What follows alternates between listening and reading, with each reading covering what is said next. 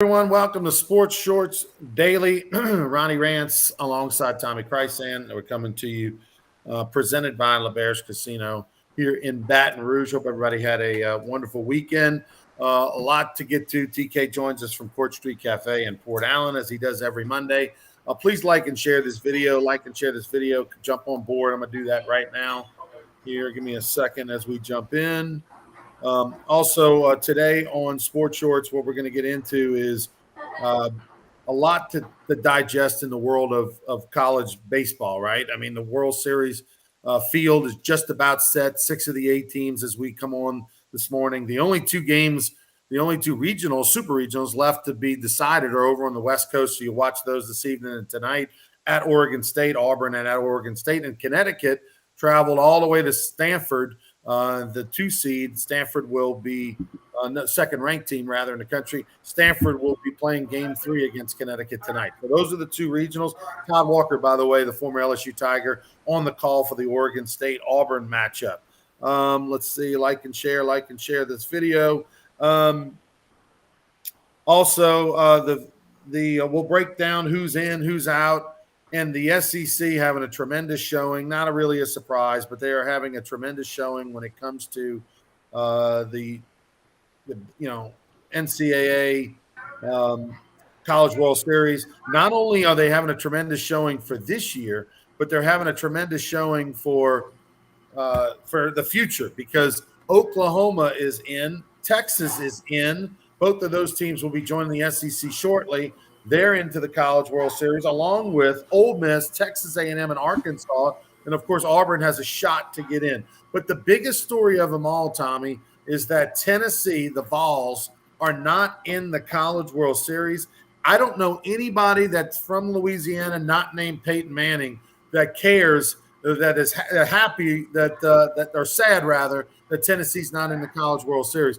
Everyone was elated to find out that Tennessee lost to Notre Dame at home in a best-of-3 series and didn't advance to the College World Series. Yeah, they really are. Social media went crazy. I mean, Ronnie, I'm old school. I don't like all the theatrics. I get it a little bit, but they've really overcooked that. And the team's a reflection of their coach, and Patello is that guy. I mean, he is brash. He's cocky. He's arrogant. Just throwing the stuff on the field when the kid got ejected the other night. I think most college baseball fans are glad Tennessee is eliminated. Because here's my thing. I posted several times. Tennessee, the way they play baseball is a poor example to young kids. And they really need to clean that up because they are the villain. They're like LeBron James. Nobody likes them. Okay? Right. And so, nobody likes the Dallas Cowboys because of Jerry Jones. I mean, things like that happen in sports. But Notre Dame, who went in there, and please, Ronnie, Notre Dame's uniforms Friday night, I hope they took a match to them. That was so embarrassing. I cannot believe they got dressed and said, hey, this looks good. Let's take the field. Unbelievable. Almost as bad as some of Vanderbilt's stuff. But anyway, Tennessee out. Ronnie, 1999 is the first year they began seeding teams. Miami was seeded number 1, and they won the whole thing. Right. They've been seeding ever since. The number 1 team has never again won since Miami did it in 99. So, hey, you got to line up, play baseball, get the 27 outs. We all know that. And I'm glad Tennessee's out. I mean, I just don't like the way they play baseball and the example that they set for young kids. Or do they have a lot of good baseball players? Absolutely. A lot of good players. But you act like that, and the baseball gods, I saw 25 posts say the baseball gods took care of Tennessee for acting the way they act. Good morning, Brandon. Good morning, Chance. Good morning, Craig. Please share this video. Appreciate you guys watching and commenting, most importantly. Chance had mentioned USM scored 6 runs in the postseason against everyone not named LSU. Yeah, isn't that bizarre? So the regional, super regional for me that I cared the most about was Ole Miss at Southern Miss, just the Battle of Mississippi. Obviously, Southern Miss had eliminated LSU. Mike Bianco, I'm a big fan of his. 2 great storylines for me in the super regionals besides Tennessee losing. That trumps everything. One, Texas A&M last year won less than 10 games in the SEC. Now they're going to the World Series. They won an SEC West. Of course, Jim Schlossnagle is a guy who was interested in the LSU job. He took the A&M job truly before LSU really got too far down the road into interviewing coaches. And Nolan Cain, of course, a good friend and a former LSU player and coach, is on that staff over there at A&M. And so they're now in the College World Series, which is a great, great story because, quite frankly, they don't really have the best team, but they played the best as a team down the stretch. On the other side, Ole Miss, a month and a half ago, I had Mike Bianco as being fired. He looked like he wasn't going to make the SEC tournament potentially. He looked like he surely wasn't going to make the NCAA tournament. They sweep LSU, and then they turn their season around. And not only do they make all those postseason tournaments, but they now are advanced to Omaha for only the second time in his career at Ole Miss, and with not his best team. And so a great story. I'm sure he saved his job, clearly. But this is a guy who was on the hot seat in April. I talked to some people very close to the situation. They thought it doesn't look good for him. And yet here he is in the College World Series, saves his job, and very happy for him. Well, Ronnie, Mike Bianco sent out a tweet this morning. I was following. Picture of he and his daughter with the punch ticket to Omaha. When they went back in 2014, she was in some dance thing, was unable to attend. So he promised her he'd go back. Well, here we go. It took a little while, but he's back. It's a tremendous story for Mike Bianco. I'm happy for him.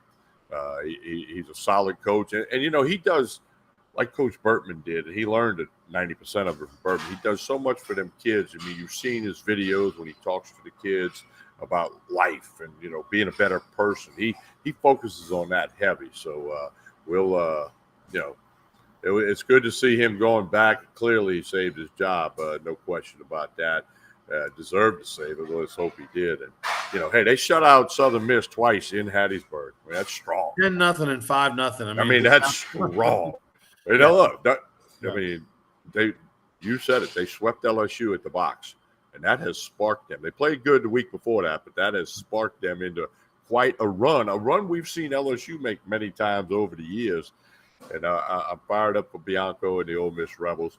The Schlossnagle story that you referenced is also outstanding, with what he's done. And Nolan Cain's played a part in that, a friend of yours and mine. Man, it's pretty cool. And two more teams will punch their tickets today. The College World Series begins Friday. I can't wait. Good morning, Wayne. Good morning, Moose. Yeah, the Ole Miss story reminds me a lot of last year's LSU story. Not a great year. The heat was coming down on Pulmonary. He decides to retire, announces retirement before the end of the season. They go on a good postseason run. They win a regional. Problem is, LSU had to go last year to Knoxville to take on Tennessee, whereas Ole Miss got to go down to Hattiesburg to take on Southern Miss. No disrespect to the USM, but Tennessee's a better team and a tougher environment and all that kind of stuff. And so the difference is that, Ole Miss punched their ticket to the College World Series. And when you do that, things change. Look, if Mike Bianco, and I truly believe this, and quite frankly, Jay Johnson believes it, had Mike Bianco won last year in Tucson, had he knocked off Arizona and punched his ticket in the Super Regional last year to get to the College World Series, I believe that he would be the head coach at LSU right now. Now, that said, super happy with the choice that they did. I think they hit a home run with Jay Johnson as well. They would have hit a home run with Cliff Godwin, who breaks my heart for East Carolina. That, man, they win the first game of their regional against Texas. Their Super Regional, and Texas comes back and pounds them in 2 and 3. And so, or in game 3, rather, they pound them. It was close game 2. So Texas advances to the College World Series for the umpteenth time, and they break right there at East Carolina, man. They had 2 shots to win it at home to finally get over that hump, and they didn't. I know it's a tough morning for East Carolina. But anyway, great storylines there. The other thing, Oklahoma, we might have 4 SEC West teams in the College World Series if Auburn beats Oregon State tonight. And if they do, they're paired with Ole Miss in the first game. Yeah, that's right. And in addition, I mean, do we count Texas and Oklahoma as SEC teams yet? I'm going to go on the limb. This is normally something I wouldn't do, but I think we know they're headed to the SEC. We don't know the arrival date, but I think you do that, and yeah, it's like Lane Kiffin. You see Lane Kiffin's quote about the college football playoff. And What they do you said say? the FCC might have their own. He says, we might as well. All our teams win it anyway. Let's quit wasting other people's time. That was Lane Kiffin about a week ago. Well, I mean, you've got 3 teams from the West. I mean, obviously Oklahoma and Texas Could would be in the 4. West. Yeah. Could Well, be you got 4 from the 3, West. potentially 4.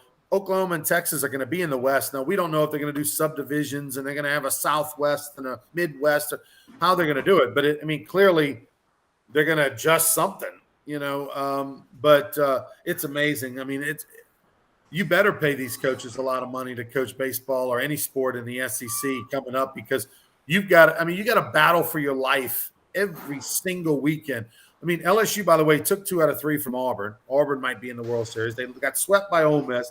They lost 2 out of 3 to Texas A&M the first weekend season. They lost up in Arkansas, but yet, it's just Ronnie, brutal stuff. in the SEC, it just means more. It really does. All right. Let's see. Speaking of the Big 12, by the way, we kind of really forgot to touch on this last week. Big news came down last week. Just want to get your reaction, Tommy. I don't know when the Big 12 is going to let Texas and Oklahoma out of Big 12 jail and let them come join the SEC. But we do know that they are adding teams, and we know that BYU, Cincinnati, Houston, Central Florida, those 4 teams will now go into the Big 12 for the 2023-24 season. So one more year of where it's at right now, and then next year, Cincinnati, BYU, Houston, and Central Florida. That's noteworthy. BYU's been an independent for years in football. They now are going to be in the Big 12 in fall of 2023. But what does it mean for Texas and Oklahoma? Are they going to have to stick around to the end of their contract in 2025, or are they going to join the SEC at some point? Well, Ronnie, there's got to be a deadline. There's got to be a watermark date because of scheduling. And not just for football, but for all the sports, from golf to tennis to soccer. I mean, all the sports scheduling, it's not done the week before or the month before the year. I mean, so I think that probably here's what my prediction is, Ronnie, and you can hang your hat on this one. This summer after Omaha, there's going to be some meetings between these schools and the Big 12 and the SEC. And I think by August 1, I'm going to just throw that arbitrary date out there, we'll have a knowledge of a plan of when it's going to happen. So I'm going to go make a prediction there. By August 1, we'll know when Oklahoma and Texas are scheduled to join the SEC. That's just what I think is going to happen, my 2 cents worth. Well, I hope so. I mean, I think everybody would benefit from kind of having some sort of deadline. And look, I get it. If you're Oklahoma and you're Texas and you're facing some sort of penalty that's, $50 million, $75 million, it may not be worth it to leave till it's time, because the amount of money that they're going to get from the SEC for 1 year is probably going to be equivalent to the penalty, maybe even a little more than a year. So, from that perspective, is it worth it to, is it worth it to give up, say, 1 year of money to leave early? I don't know. They'll have to make that decision for themselves. SEC, it doesn't really matter. I mean, matter of fact, the SEC teams, that's 2 less checks they got to cut until they get here, right? And what's fun is that there are the villains in the league. I mean, wherever Oklahoma and Texas play, they are hated by everybody else. So it makes that rivalry even more so. Chance saying people talk about SEC football with Oklahoma and Texas, but baseball and softball will be stout. There's no doubt about that. Baseball and softball will be tougher than ever, adding those 2 teams in to the league. All right, I want to talk about a little live golf. You and I have talked about this topic, and it's one of my favorites because this, to me, is groundbreaking what professional golf is going to look like over the next year to 2. With the LIV golf tournament, the first one ever, wrapped up outside of London over the weekend. Charles Schwartzel, the former Masters champion, won the tournament. He picked up a $4 million check. Last place got $120,000. Now, last place on a PGA Tour event gets nothing, right, Tommy? Doesn't make the Oh cut. no, they get it's like 20 grand or 18 grand. I But mean, even if you miss the cut, no, you if get a you little miss the something. cut, you get nothing. That's what I'm If you saying. finish last, you get Right. like 20 grand. So if you're fortunate enough to be in a live golf tournament, if you're fortunate enough to get an invite by that organization, you are at the moment minimally going to get $120,000. Whereas if you go to a PGA Tour event, you've got to play 2 days for free, make the cut, and then last place is going to maybe get you 20 grand. So you can see why this is a no-brainer for a lot of people to consider going. And the backlash has been unbelievable this weekend. Ronnie, listen, the world of golf has changed, and we'll know details each week, each month, and as the years go forward. But this is all about money. And listen, Ronnie, you and I both know I have many a friend who left job A to go to job B because of money. Okay. Back in the day when I was about to be a teacher and a coach, I got offered the recreation job at the city of Covenant. It was like 10 grand more a year back in the mid 80s. That's a lot of money back then. I went for the money. I haven't looked back, but we all know people that have done it. Curtis Strange is a Hall of Fame golfer. He blasted the PGA Tour members who resigned / went to live golf. That's his opinion. A lot of people. Gary Player, Hall of Famer, one of the greatest golfers ever, said, "I don't see why they can't get along." Like the SEC and Oklahoma and Texas got to have a meeting. Sooner or later, there's going to be a meeting. Now, the commissioner of the PGA Tour, Jay Monahan, was on the CBS broadcast of the PGA Tour yesterday. Jim Nantz fired some tough questions at him. Said, "Why can't people play both?" Nantz asked him that directly, live interview. And he said, because, hey, we have a tour that has fans and sponsors and partners. And if you're a member of the tour, you got to play by our rules. But it doesn't look like he's budging as of yesterday. I'm not so sure that'll be his stance going forward. And I guess the next big test is this week with the United States Open. How do the fans react? What are the writers who cover golf on a daily basis going to write about? If you're a golf fan, I don't just mean the hardcore golf fan. If you're a casual golf fan, this whole situation is worth paying attention to. Let me ask you this: the U.S. Open this week, at the moment, any golfers that play on the Live Tour, are they allowed to play in the U.S. Open? The USGA said yes. That's who puts on the U.S. Open. Right. Is at the country club right outside of Brookline, Massachusetts. Okay. They have said, Phil Mickelson's invited. These guys are welcome to play as of the last time they made a comment. No comment yet from the Masters. They're on an island by themselves.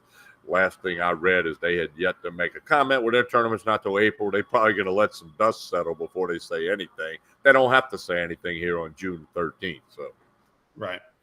It is going to be the story of all stories to watch and pay attention to over the next X amount of years. This is not something that's going to get resolved in a month or two. I think this is going to be something that drags on forever.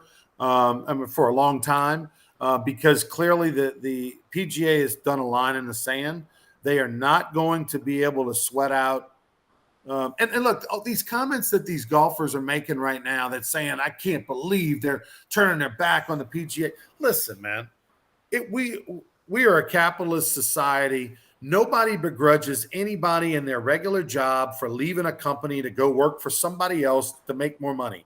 And whether it's coaching, whether it's a salesman at a car dealership, it does not matter. If somebody says, "Hey man, I've had a great time. You've been good to me. I've worked at this company for 10 years, but hey, they're doubling my salary to go down the street." Everybody goes, "Hey man, I understand.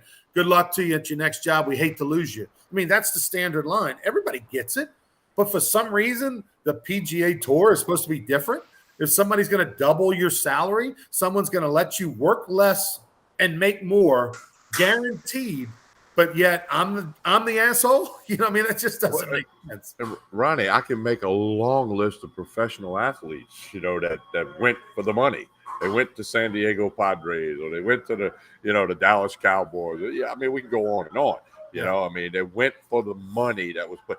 Movie stars, male and female, they go for the money. It's unbelievable. But for some reason, you're right. This is being treated a little differently than the rest of the sports world and the rest of the everyday world. I know many a salesman that switched pharmaceutical companies because they got a better offer. I mean, I know countless people that have done that, but people that you and I both know, friends of ours that, have been friends of ours for a long time. And we were standing on the driving range at the golf course years ago, and one of them said, well, I'm leaving so-and-so and going to the other guy because they gave me $25,000 more, plus my bonuses are better, my quarterly, boom. I mean, it happens.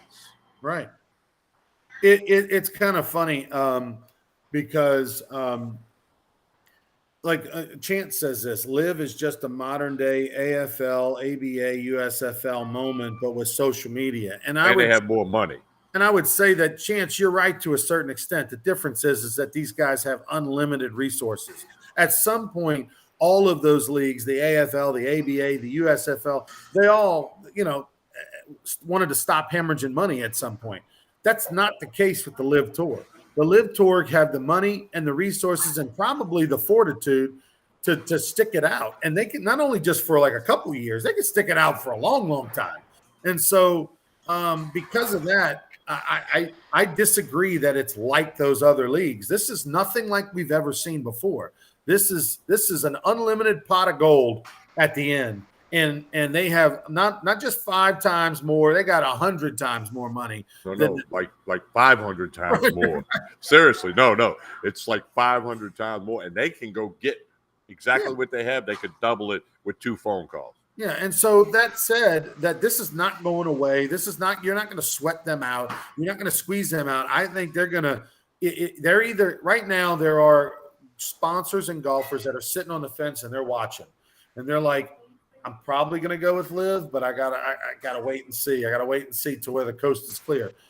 If they're going to pick away and they're going to get half the top 50 golfers in the world. They're going to get half the top 50 golfers in the world over the next 365 days. I really believe that, if not sooner. Okay. Because at some point, the reason you play golf, you love the sport, number one. Number two, it's a job. Number two, you're making money. You got agents, you got marketing teams, you got everybody that benefits financially by the better you do. Well, the better you do is going to get more money, then everybody gets money. So around you. So it benefits everyone around you. It benefits you. It's only 3 days of a tournament versus 4. It's less tournaments versus more. It allows you to have a life and freedom. I mean, it's a no-brainer. And I'm telling you, it's coming. And the PGA Tour is going to, wait till the Zurich next year, Tommy, when you don't have 10 or 15 of the big names because they're playing on the Live Tour. That's going to give a tremendously different look, to that tournament. If the 10 or 20 of the players that always play, the names aren't in that tournament, who wants to go with Ronnie Rance and Tommy Chrysan pair up to play in the Zurich? Something I was thinking about, the PGA Tour's got to redirect all their marketing and promotions to try to make some of these names that are kind of big, that every now and then do well. They got to really start pumping that up. Their marketing department and promotions department, and you could do it with social media. Social media's got a lot of positive things about it. One of it is you can get messages and words out.